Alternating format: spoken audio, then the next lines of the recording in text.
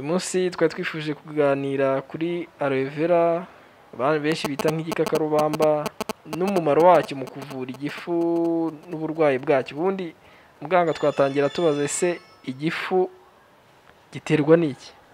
Murakoze cyane. Igifu giterwa n'uburwayi butandukanye cyangwa se igifu gishobora kurwara kubera impamvu zitandukanye. Ubundi igifu bwacyo ntabwo ari indwara. Igifu ni inyama yo mu mubiri ifite akazi gakomeye kari mekaniko cyangwa se ko gutunganya ibyo twariye. Igifu rero gifite ibice nka bitatu by'ingenzi. Hari aho cyinjirirwa n'ibiryo, aho ibyo turiye byinjirira, hari naho kibyakirira kikabitunganya kikabisya, hari naho bisohoka mu gifu bijya mu mara matoya. Rero igifu ni nk'uruganda rukora akazi ko gusya ibyo twariye, rugakora akazi ko kubihindura mu miterere kugira ngo bize kugera mu mara bitunganye, amara nayo abashe kugira uko abikoresha bize kujya kubonekamo intungamubiri z'ingenzi umubiri ukeneye. Rero igifu ni inyama nini ifite imeze nk'umufuka. Uwo mufuka rero wakira ibyo twariye, gikunze guhura n'indwara zitandukanye ziturutse ku bibazo bitandukanye, cyane cyane biturutse ku byo tuba twariye, ku mikorere yacyo, yewe no ku mibereho yacu ya buri munsi. Igifu rero gifite akazi gakomeye, nicyo gituma ibyo twariye bibona aho bijya bwa mbere naho bitunganyirizwa.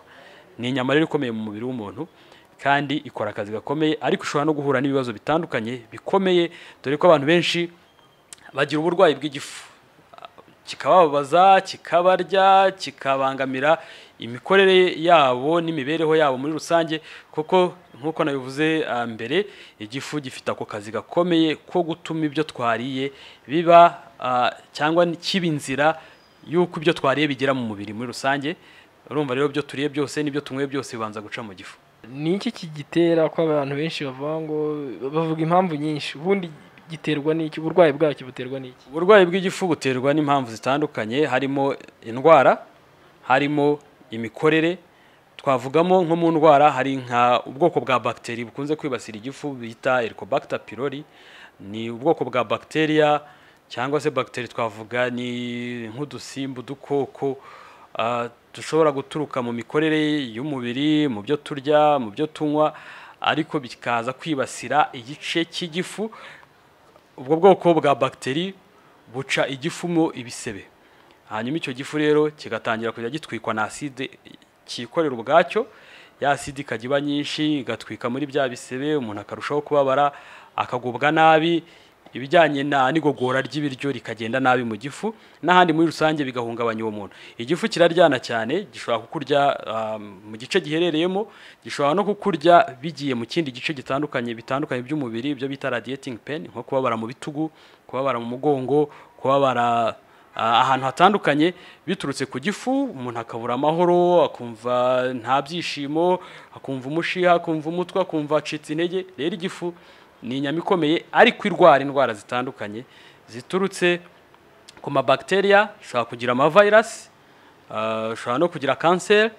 Igifu kandi nanone gishobora kugira ibibazo byacyo biri mekaniko mu mikorere yacyo, kigakora gakeya, warya bigatinda kugushiramo.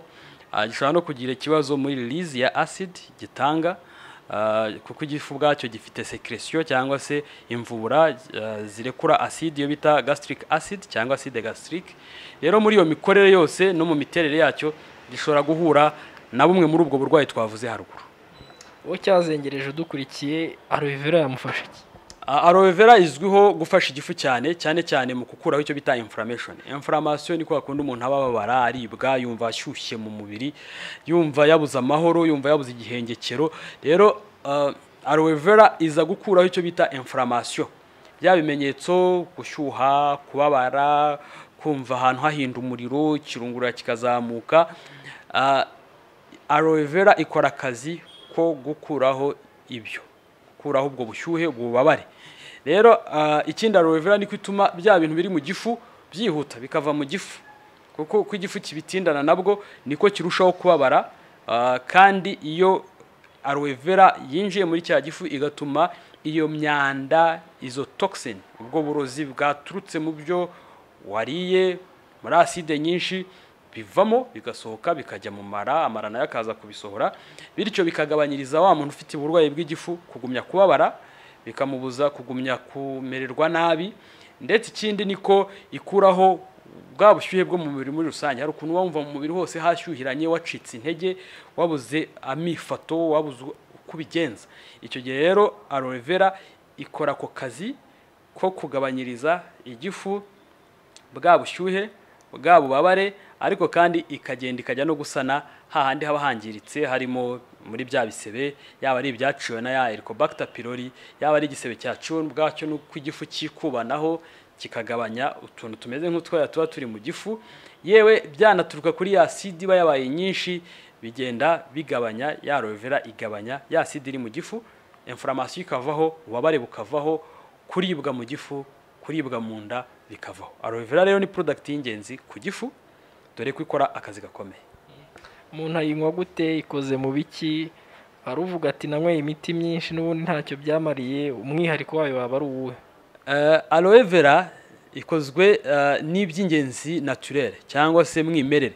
Aha twavugamo nka poudre ya aloe vera, no aloe vera ubundi nk'igikakarubamba. Ibikakarubamba birimo amoko menshi cyane arenga 100. Rero kugira ngo umenye neza ubwoko bwacyo, ntago bivuga ngo uzajya mu gisambu yite wahira igikakarubamba ituvuguta uhitunywa, kuko icyo gihe bishobora no kukugiraho ingaruka mbi, kimwe nuko ushobora no kunywa ikiri toxic cyangwa se igifite ubumara ushobora kwangiza umubiri ugapfa. Icyo gihe rero ugomba kumenya ubwoko, birimo amoko atandukanye. Icyo hano dutanga cyangwa se ubwoko bwa aloe vera dutanga ni aloe vera itunganyije ku ruhando mpuzamahanga, na aloe vera iri naturel, na aloe vera yo mu bwoko bita aloe vera variegata. Iyi aloe vera variegata izwiho gukora akazi gakomeye. Iyo ni poudre yayo, hakaba harimo ibyo bita grape seed extract. Grape ni imizabibu, hakabamo na vitamini E. Ibyo ni bimwe muri component cyangwa mu bigize aloe vera capsule, tutunini twa aloe vera dufite akamaro kanini mu kuvura igifu. Aloe vera rero nkuko twayivuze, mu biyikozemo ni naturel, ubwabyo ni ingirakamaro ku buzima bw'umuntu, ni ingirakamaro mu gusana no gufasha paroi cyangwa se igifu mu miterere yacyo no mu mikorere yacyo. Rero aloe vera birahagije ko unywa utunini tubiri inshuro imwe ku munsi. Utu tunini tubiri kutunywa rimwe bishobora gutuma igifu cyari cyarakuzaje mu gihe kirekire gikira kikamera neza, dore ko igifu bwacyo mu mikorere yacyo kigira akazi kanini kandi kenshi, ari nayo mpamvu abantu bakirwaye bahangayika cyane, kirababaza cyane. Utunini tubiri kutunywa inshuro imwe buri munsi mu gihe cy'ukwezi, ukumva umerewe neza, ukumva igifu cyawe cyabaye okay, nta bibazo byo kubabara, nta bibazo byo kuribwa, nta bibazo byo kurara udasinziriye, ukumva umeze neza. Iboneka hehe? Udukurikiye yayisanga yayibona gute? Aloe vera iboneka muri Horaho Life. Horaho Life ikorera mu mujyi wa Kigali kwa Rubangura muri etage ya 3 mu muryango wa 302, kandi ushobora no kuduhamagara kuri 0788698813 cyangwa 0785531649. Mwibuke gukora subscribe kuri Horaho Life Rwanda channel, mukurikira amakuru yacu ku buzima. Horaho Life tubafitiye byose by'ingenzi ku buzima bw'umuntu kugira ngo mugire amagara mazima.